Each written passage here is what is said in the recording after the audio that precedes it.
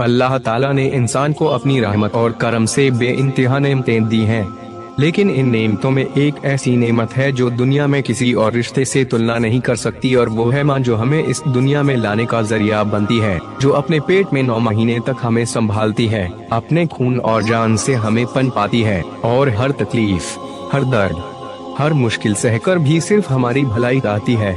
कुरान मजीद में अल्लाह ताला ने फरमाया, और हमने इंसान को अपने माँ बाप के साथ अच्छा सलूक करने का हुक्म दिया है।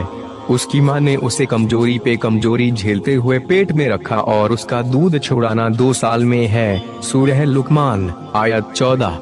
देखिए, अल्लाह ने वालिदैन के हक का जिक्र करते वक्त खास तौर पर माँ का नाम पहले लिया, क्योंकि माँ की मेहनत और कुर्बानियाँ बेमिसाल हैं। हजरत मोहम्मद से एक सहाबी ने पूछा, या रसूल अल्लाह, मेरे अच्छे सलूक का सबसे ज्यादा हकदार कौन है? आपने फरमाया, तुम्हारी माँ। सहाबी ने फिर पूछा, उसके बाद? आपने फिर फरमाया, तुम्हारी माँ। उन्होंने तीसरी बार पूछा, उसके बाद? आपने तीसरी बार भी फरमाया, तुम्हारी माँ। और चौथी बार आपने कहा, तुम्हारा बाप। सोचिए, माँ का हक बाप से भी 3 गुना ज्यादा क्यों रखा गया?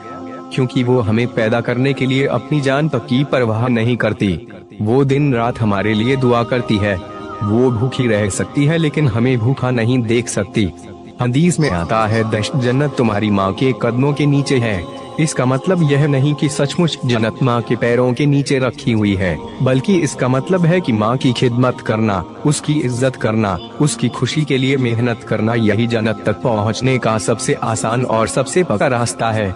लेकिन अफसोस, आज के दौर में बहुत से लोग माँ बाप, खासकर माँ के हक को भूल गए हैं। माँ बूढ़ी हो जाए तो उसे बोझ समझने लगते हैं, उसकी बातें नजरअंदाज करते हैं, यहाँ तक कि उसके दिल को दुखाने से भी नहीं डरते। याद रखिए, माँ का दिल तोड़ना अल्लाह की नाराजगी मोल लेना है, और माँ की दुआ लेना अल्लाह की रहमत को अपनी जिंदगी में बुलाना है।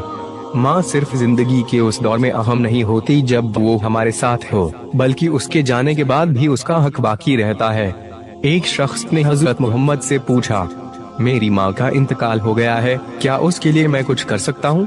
आपने फरमाया, हाँ, उसकी तरफ से दुआ करो, उसके लिए इस्तिगफार करो, और अगर वे किसी से वादा कर गई थी तो उसे पूरा करो, और उसके दोस्तों के साथ अच्छा सलूक करो। यानी माँ के जाने के बाद भी उसकी याद में नेक काम करना, उसके लिए सदका देना, और उसके नाम पर भलाई फैलाना, ये सब माँ के हक अदा करने में आता है।